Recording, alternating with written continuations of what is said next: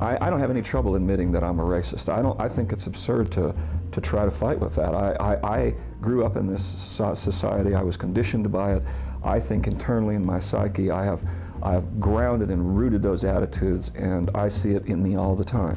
I don't like being a white man, and that's where I still am and working on it, because I know what I've done, what people like me have done. Part of being white is just not in any way acknowledging what it means to be white. I have a white skin, and that with that white skin comes along a whole mess of privileges that I have, and I don't ask for them, they just are there.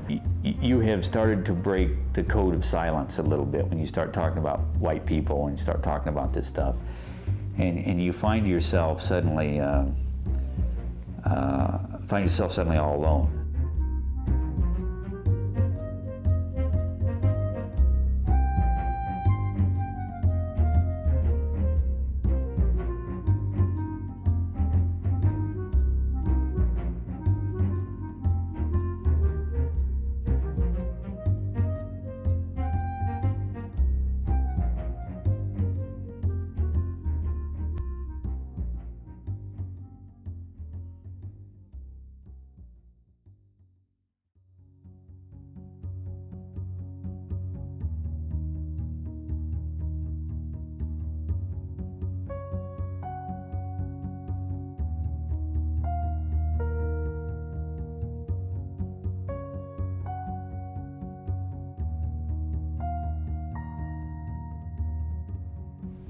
The family history, as I understand it, was really, people coming to America as a way of searching for a better life and escaping poverty.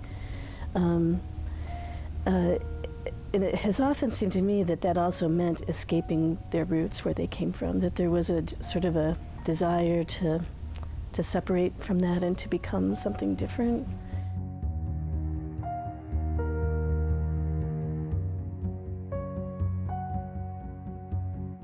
That I have Scotch-Irish ancestry with a little bit of German. I'm European, and I came over 250 years ago. My ancestors are from England and Germany. My ancestors are German and Russian and Scottish. In my father's side, it was Irish, and my mother's side, it was probably English, but I don't know a lot about her side. I'm French Indian. I guess you'd say I got a little Cajun in me. Ireland. Ireland. So do you identify as Irish? No, not really. I identify as an American. British, Scotch-Irish. Scotch. That's where my ancestors are from, supposedly, but hasn't had any impact on me. Doesn't mean anything. I think Pilgrims. When I think of where did I come from, I think Pilgrims. But no, but I'm sure somewhere down the line I am.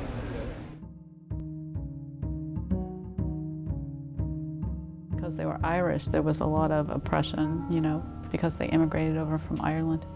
So I thought a lot about what that was like for them as Irish people, but I never thought about what it was like for them and when they became white.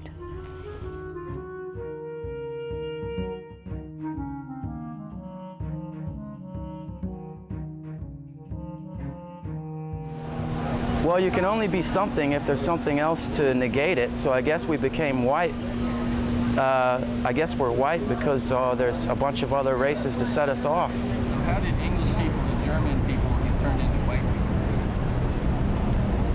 people? Came to America. By assimilation, by living, by living in the U.S. It's just the smorgasbord, I have no idea. I honestly have no idea. Do you know how they got turned into British and Scotch people? How those people got turned into white people? No. Have you ever thought about that? I'm not a history buff. I think culture did that over time. It's like certain words that we use in our language are not our words, or other nations, other words that come from other languages. How did the Irish get turned into white people then? That's a good question. I think a lot of it was early assimilation in the United States, a lot of European ethnics coming over, assimilating for a variety of reasons. Primary one being a desire to elevate their socioeconomic status. So to get jobs, to find places to live, a lot of the Europeans altered their last names to sound more mainstream. A lot of them changed the clothing that they wore, the foods they ate. So there was this, some might call it assimilation. I think of it more as Anglo-conformity, conforming to this kind of dominant white culture. But the reality is that those persons who are white and who are considered white and treated as such in this society, by virtue of being white and treated that way, have had to give up who they really were. If they were Russian American, my father's side of the family, grandfather's side, great-grandfather came here from Russia in 1910. He had to give up what it meant to be a Jew, a Russian Jew from Eastern Europe, to become an American, which really meant to become white. The Irish had to do the same thing. The Italians had to do the same thing. The Greeks had to do the same thing. All these European ethnics who were not white Anglo-Saxon Protestants had to give up their actual identities for the sake of whiteness. I really didn't think about being white, I'd say, growing up, because mainly I think because I was part of the majority and I maybe wasn't forced to think about it.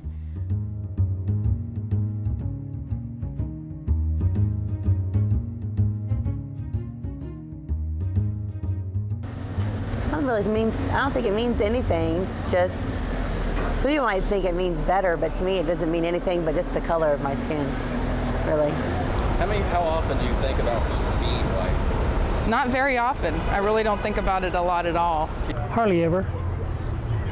It's just me. Racially, do you see yourself as a white person? No, I see myself as a person. Person? So do you ever think about being a white person? No. Probably not very often. Not really. Sometimes I got a lot of black friends. Sometimes we make jokes about it and everything, but not really. It doesn't matter to me whether I'm white, pink, or purple, or black. I don't care. It depends on the social situation. Sometimes I'll be the only white person in the room when it's reversed, when the tables are sort of flipped.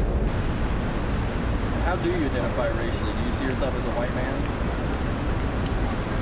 I think that everybody is equal in the eyes of the Lord. So you don't see yourself as a white person? Not as much as most people. I think when it's all said and done, we're equal, and definitely inside and outside. But I don't know if I ever considered myself white or thought about it. At one point I'm sure I did, but I don't really have any recollection of when it was, which I think is a total reflection of whiteness, of never having to sort of contemplate why people treat you the way they do. To be white means to be a member of a dominant racial group in a society that I'd consider white supremacist. And to be white in a white supremacist society, not just a racist society, because that's almost too generic, to be white in a white supremacist society is to be able to have the luxury of oblivion, to be oblivious to the injustices, to be oblivious to racial privilege, to be oblivious, frankly, to one's own identity. So it is, in a sense, to be invisible to oneself. Well, I think to be white in this culture means to deny the reality of racism. And it means to deny the privilege that we have as whites. Most people who are whites don't want to accept that they are privileged because they are. People don't want to talk about being white because they know that at a deep level, even though they haven't even, some of them may not have ever talked about it with anybody or ever expressed it, they do know that they get a benefit from being white.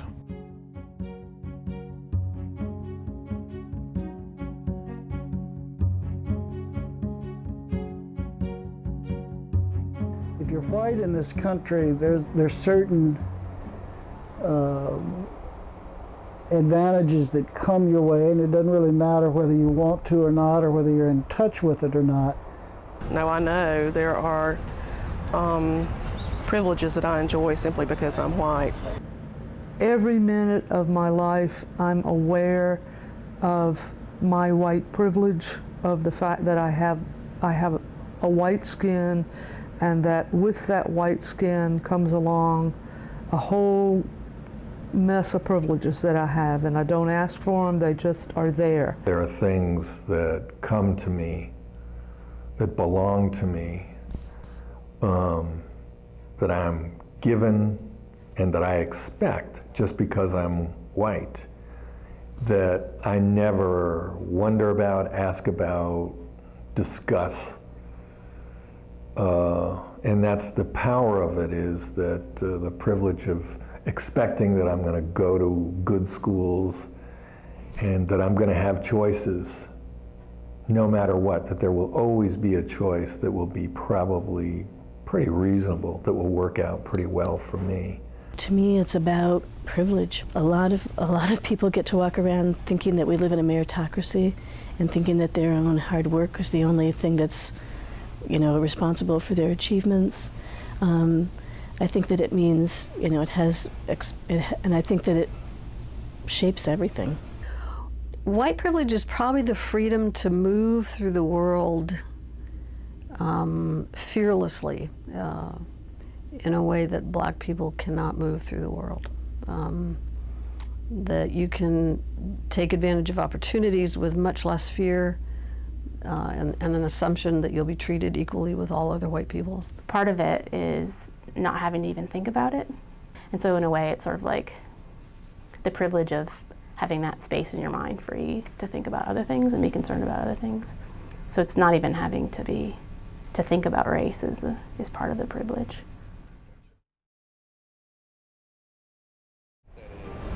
White privilege is being able to walk into a department store and not be followed by the detective. A friend of mine who's Asian American, she was very unfairly treated at a department store. She was at a cosmetics counter, and she had bought something and it came with a free gift. So the woman at the counter put the free gift in the bag, and my friend didn't know that the free gift had already been put in the bag, so she had grabbed the one on the counter and put it in the bag unknowingly. Just as the sweetest woman, wouldn't hurt a fly. And they called the cops on her, and she was taken to jail and arrested. I put myself in the same position that she was at, and I know there's no way I would have been arrested. I know I would not have been arrested. It's the assumption that when you go to buy a car that you're going to have the money. Well, it's the assumption that when you go into a real estate office looking for a place to rent, unless you wear raggedy clothes, it's that you're going to want to go into this nice neighborhood. You basically get to say what you want to, be any way you want to. You get privilege. You don't have to work as hard. You can slack off in jobs and still get promoted and still not have to worry about somebody coming after you. So whiteness to me is about privilege and access to information systems and people and power that you didn't earn. I went through a time where I was poor and I had to take care of my father, and I worked with about 100 African American men, and I was the only white male on the shop floor. And I was really horrible at this job. It was a metal grinder. I'd grind too much of it. I'd make big indentations. I was constantly messing up, and I was sure I was going to get fired. It was just a matter of time. And about 6 months into the job, the boss and a few of the managers come over. They're all white men. And I thought, this is it. This is the day I'm getting fired. And they came over and told me that they've had their eye on me and they think that I'm management material. I said, what? And they said, yeah, you stick around for a while and we think you've got potential to be a manager here. It's all embedded in every piece of our country. It's embedded in every structure that we have. It's embedded in our economics. It's embedded everywhere. When I walk into a bank, or when I walk into anybody's neighborhood, or when I walk into anybody's store, that I'm acceptable, that I can go anywhere I want, and I'm seen as an acceptable person. And the reason I am acceptable is because I'm white. I remember when I was going to get my driver's license renewed for the first time. I really couldn't see very much without glasses. I didn't have any glasses with me. They had you go to one of these machines you look in and see like what letter it is and etc. I couldn't see any of it. I was one of the few white people there, And the guy behind the desk was this older white guy. And he just said, "Oh, don't worry about it, go ahead." I was like, is he just letting everybody through? And I saw that he wasn't. And I kind of was like, oh, okay. It's the ability to walk into the bank in Savannah when we were ready to build our house and borrow $100,000, and neither one of us were working. I mean, that to me, that is just so incredible that we could do that. I mean, of course we had to present, we had to give them facts and figures and all that kind of thing, but if you were a person of color and you walked in and you said, well, we're neither working and they're going to loan you $100,000, I don't think so.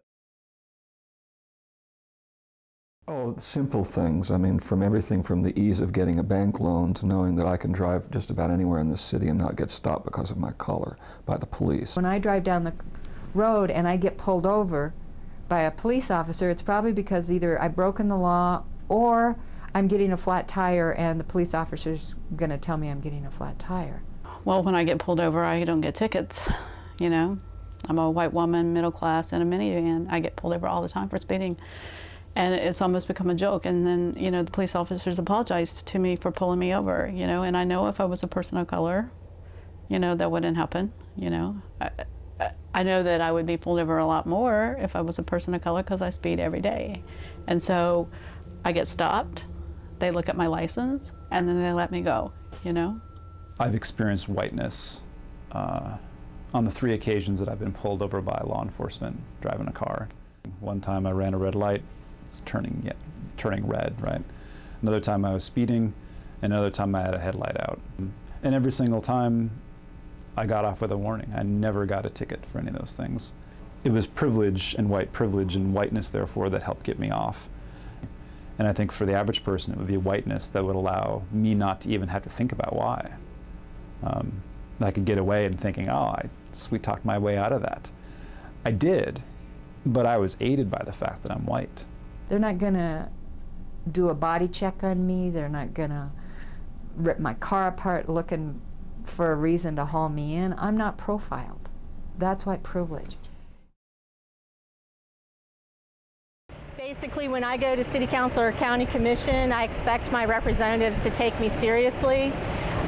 And they do, for the most part, because they know that they have to be more accountable to the white community because the white community has more power and money and can vote them out of office. We as white people have a sense of what our rights are, that we have the right to, live well, live safely, have health care and police that respond to us, have city officials that pay attention to us, have the needs of our community, be able to have those met.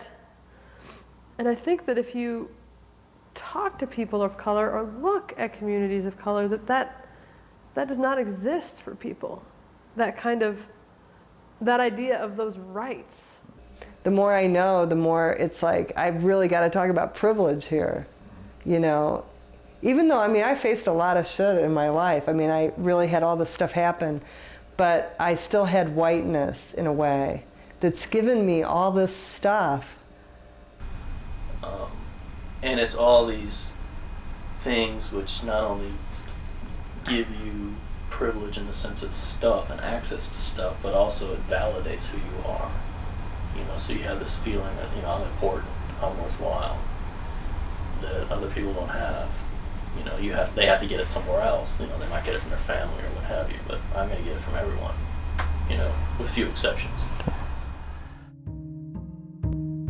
I was taught that you respected black folk, but not really as human beings, more like cats and dogs and cows. You wouldn't mistreat a cat or a dog in my family, and you wouldn't mistreat a black person.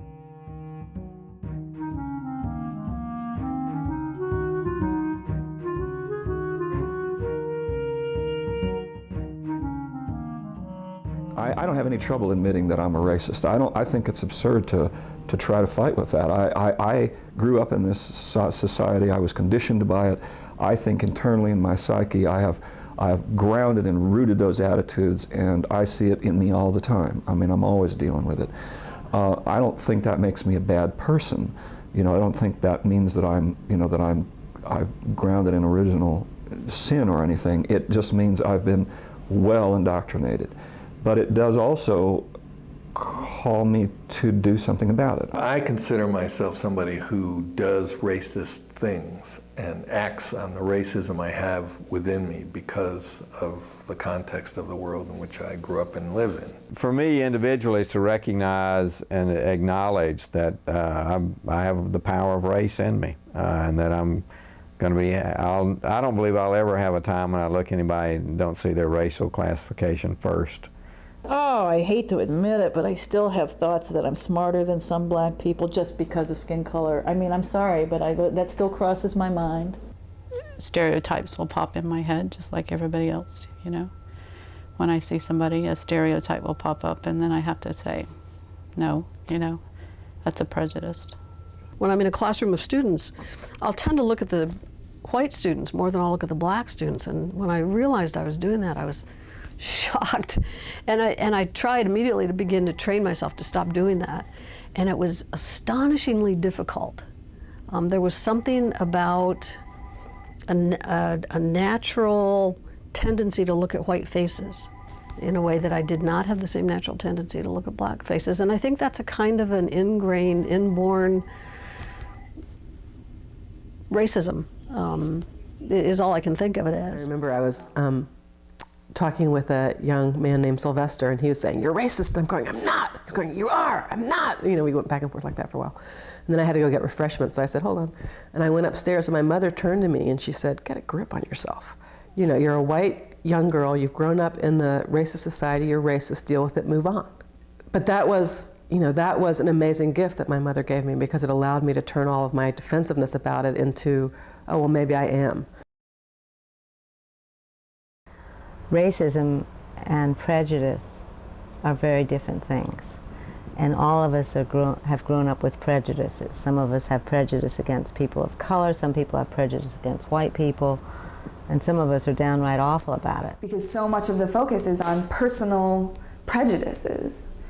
That's how I think a large part of the U.S. population analyzes race matters, is between different groups of people. Well, I think it works the same way. If black people feel that white people can be racist towards them, I don't see any difference between a black person being racist towards a white person. In high school, the high school I attended was probably 60% black, 40% white. And being white and in a majority black class, I was picked on and teased for that. So. Sometimes you come across people that feel because of what happened in the past that we're held responsible. I'm 30 years old, I wasn't around when that was happening. I know what it feels like to be subjected to anger for something that I personally never did. If we're in the wrong place sometimes, it's obvious that we're in the wrong place, we're the wrong color to be in that place, you'll hear a comment, you'll hear some things that's not so nice, that you would never think that you would hear. You're a little too white to be in this neighborhood. When I was teaching, I was not privileged because I had to interact with a lot of stereotypes about white people, and I had to deal with them on that level, but I was privileged in the sense that I got the job in the first place. I think that one of the key things to understand about racism is, like Malcolm X said, racism is like a Cadillac. There's a new model every year, and it's racism is a dynamic social construction, so it's always changing, it's always mutating. So people that say, well, there's no racism anymore, they're referring to racism as it existed in 1950 or 1920 or 1910. Racism permeates every aspect of our society, and it's made a world that we live in that's very unequal. It isn't what you personally did or did not do. And I think that's such a hard leap for white people to make, is it isn't something that I personally did, but it's something I personally have to work against. It ain't just a matter of who I am as a person or what I think or feel about other people. I think there's a hierarchy in our country that's based very clearly on skin color and on people's perceptions of what race you're in. And white are at the top and black are at the bottom, and Asian and Native American and people of sort of light brown hue are in the middle, and Latinos are down, you know, and then blacks are at the bottom. Racism is not simply about how we get along on an individual level, but it has to do with who has institutional and social power. White people have the political and social power in our society, and that is a given. And if you look at if you pick apart social and political situations, you can see that very clearly. I think it's quite obvious. Whites get privilege and experience the advantage of being in a system that thinks white is better than, you know, than folk of color, and so there's all this unearned advantage that's going on all the time. Particularly in a society like the United States, it's hard to confront racism unless you understand how, if you're racialized as white, you benefit from racism. Just because I am white and have these privileges, I participate in a racist system. And that doesn't make, that it's not my fault, I can't help it, I'm born to it, and, you know, and that's what being white means. But I do think and assume that white privilege is in fact the kind of racism that you can't avoid. All I gotta do is sit down and close my eyes and things are gonna just move forward in white interests, and there's a way in which I'm complicit, I collude. I don't say anything, I don't do anything to stop it or challenge it. And in that way, I really do think that's how racism works, and that's a way in which I'm racist. And the difference now is that I don't try and prove to anyone else or even to myself that I'm not racist. I sort of assume that, know that, and get on with doing anti-racist work as best I can. I believe that the very depth of understanding racism is understanding that process of us becoming white, you know, historically us becoming white, and exactly what does that mean to be white, and how much of our humanity that we've lost. Because I think that the only way that whites can truly regain our humanity that's lost to the degree at which we've bought into white is through doing anti-racism work in anything that we do.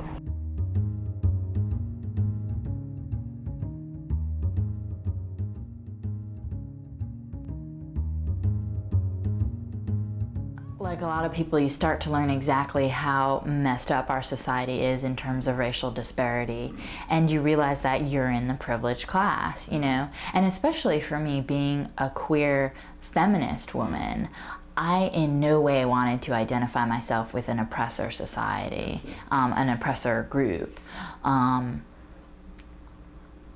that was really hard for me. But calling myself white, that's been hard to actually say I'm a white person. It took longer than me recognizing that I was a white person, you know what I mean? Yeah. To go around and say I'm white. Yeah. Get comfortable with it. Right, with that. Like I was aware that I was white, you know, through this whole process, but it's, you know, it's been a process of being able to say all the time, you know, I'm a white feminist. It's taking the onion and it's unpeeling the onion, you know, of how racism permeates everything around us. I am white. I am, you know, middle class, English speaking, and seeing that as tools that I can use, and also claiming my identity communally as part of this white community, and seeing that, you know, the work that I need and want to be doing is in the white community. What we have got to do is use the power that we have because of the privilege to kind of tear down those things in the system that hurt other people. For me, I haven't been able to give up white privilege because you can't until the system is eradicated. It's going to be there. But by struggling against it, by fighting against it, by consciously making a decision to turn against it, I can release myself. I can say to myself, you know what, I'm still receiving these benefits and that's horrible, but at least I'm out there doing something about it. And so there's a sense of freedom. There's a sense of being, of really claiming my humanity. As a white person, I have leverage. It's kind of funny because as a poor person, I never had leverage, but as a white person, I have leverage. And a woman, I didn't have much leverage either.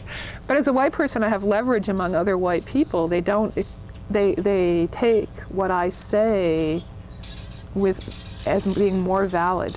It doesn't seem self-interested to them. I mean, I have connections with the judge. I have connections with the guy in the bank. I have connections everywhere with people that have power who can make decisions around policy, you know, procedures, just all kinds of things. So at that level, I can use my influence. What has been a challenge for me, and where my greatest challenges have been, is on how I can personally use the positions that I'm in to help to change the institutions in ways that make it possible for them to really be allied with communities of color and accountable to communities of color, and where people who come to work in those institutions can begin to come into them without feeling like they have to code switch, or without feeling like they have to put on another persona in order to survive. There's this whole world out there that I had no idea about. And as far as I can see, people of color, the ones that I have been close to, and the communities that I've been around, have a lot more figured out about how to be human beings than white people do. I think because we're cast as oppressors, we've had to get rid of a lot of pieces of ourselves that are human, and it's deadened us to a lot. I mean, it's deadened our sympathies and our empathies and our heart to other people. I think that not knowing that you come into this world with all this privilege makes us, you know, doesn't make us good people, in the sense that it doesn't make us, I'll take that back, doesn't make us the people we could be. It takes away from who we really are as true human beings when we start applying when you start benefiting from something that you didn't earn and you don't acknowledge and you don't do something about. If you're going along with the status quo and you're not doing something to make change, you're part of the problem. And I think a lot of white people don't want to have that discussion. When we pretend that our school systems are okay and that the criminal justice system is okay and media depictions are okay, and we just go along with it, we are part of the problem. If I do nothing in this world because it is set up for me and mine, and because the systems operate for my benefit, then I am perpetuating that system. I am letting it go on. And I am benefiting every day from it.